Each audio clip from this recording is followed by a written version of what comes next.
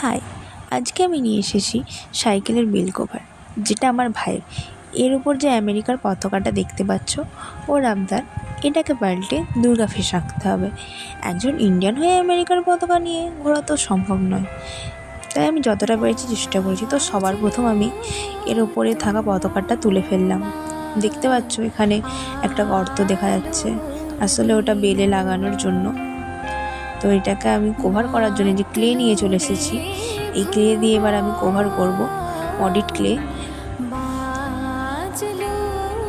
দেখো আমার ক্লে তৈরি হয়ে গেছে। এটাকে আমি এবার সারফেসে দিয়ে দিলাম। এরপর আমি এতে দুর্গার ফেস কালার দিলাম ইয়েলো অ্যান্ড অরেঞ্জ দিয়ে। দেখো